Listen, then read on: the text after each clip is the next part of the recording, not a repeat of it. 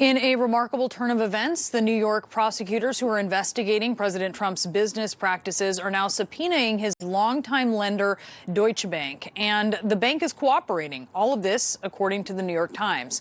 The takeaway from this report is that the criminal inquiry into Trump's finances, it actually spans far deeper than previously known.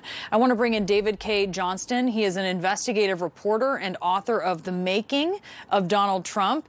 David, thank you for being with us. And, you know, initially, this investigation centered around those hush money payments that were made during the 2016 election to an adult film star and director. But in the Times piece, it reads, quote, in a court filing this week, prosecutors with the district attorney's office cited public reports of possible extensive and protracted criminal conduct at the Trump organization and suggested that they were also investigating possible crimes involving bank and insurance fraud. Tell us why that's significant. Well, prosecutors already have the basic tax information on Donald Trump.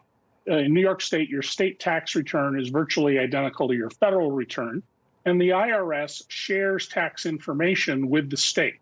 What they don't have are the business records of the Trump organization, the accounting records that they've been fighting for from Mazars USA, Trump's accounting firm, including drafts of tax returns and instructions by Trump, and the banking records. Once they have all of those records and can present them to a grand jury, I would anticipate you'll see Donald Trump indicted.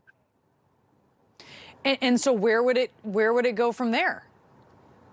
Well, once the grand jury hands up an indictment, there will be a specification of charges. So we won't actually see, for example, the banking records, but the indictment will contain specific information. It's alleged that the defendant did the following act on the following date or time period. And so we'll see some outline of what's involved. The next thing we're most likely to see is something leaked from the defense. In all my years, 50 years of doing this, I've never had a prosecutor leak in a prosecution, but defense lawyers and secondary parties leak all the time, particularly if there's a very bad piece of news they want to get out and get covered and then forgotten about. That's very interesting. I want to turn to Twitter and Facebook.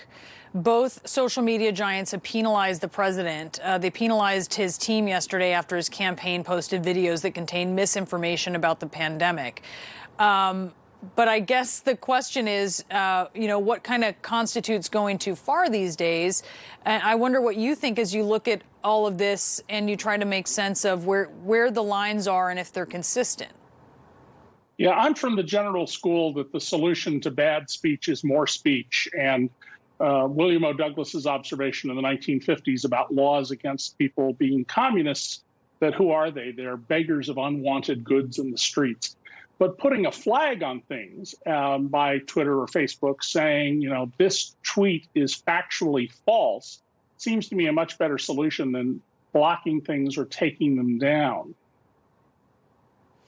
All right. David, thank you so much. I really appreciate you joining us. David Cay Johnston.